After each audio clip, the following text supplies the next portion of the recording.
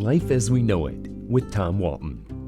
Regular listeners might already be aware of my disdain for cliches. I hate them like the plague.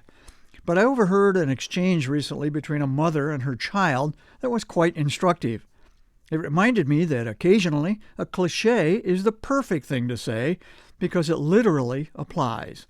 I was sitting in a chair at the beach when a woman about 20 feet away became concerned that her little girl, and I'm guessing the child was about 6 or 7, was beginning to wander farther and farther away than the mom was comfortable with. Mom got up, walked over to the child, and began tracing a circle about 10 feet in diameter with her foot. "There," she said, "I've drawn a line in the sand. Don't cross it." A line in the sand. How many times have we heard it uttered as an act of defiance? Sometimes between individuals, sometimes between governments. In other words, you're testing my patience, don't push it. But in this case, at the beach, it was perfect.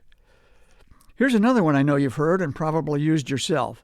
Of someone not blessed with great intelligence, you might say, he's not the brightest crayon in the box. Well, suppose you and the kids or grandchildren are sitting at the kitchen table with coloring books and a big box of crayons, and one of the kids announces he wants to color with the splashiest and most vivid crayons available. Well, don't grab the brown one, you caution him. That's not the brightest crayon in the box. You get the idea. Occasionally, a cliché is literally true. I can come up with dozens more examples, but we'll just offer a few. If the shoe fits, wear it. Ladies, you might want those Jimmy Choos, but it's a lot easier to justify the cost if they actually come in your size. It's always darkest before the dawn. This is useful information if you're camping in the woods and need to use the facilities. That leaves a bad taste in my mouth. Normally an expression of displeasure with the thoughtless or classless act of another, this one would also convey your dismay regarding a badly cooked piece of liver at dinner. Keep your shirt on. This one is usually conveyed to suggest patience, as in, what's the rush?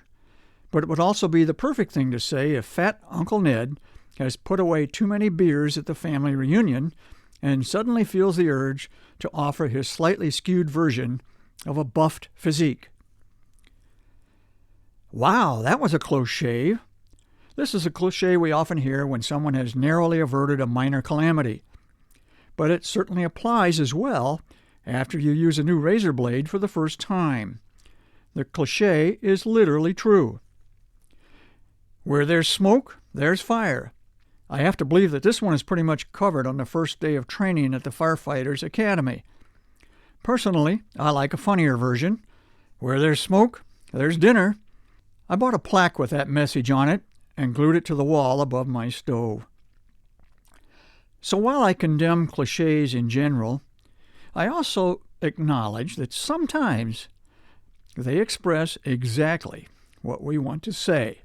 And when that happens, I'm on cloud 9. Life as We Know It is written and hosted by Tom Walton and is a production of WGTE Public Media. Life as We Know It with Tom Walton can be heard on WGTE FM 91 every Monday afternoon during All Things Considered at 5:44 p.m. Or hear past episodes at WGTE.org/life.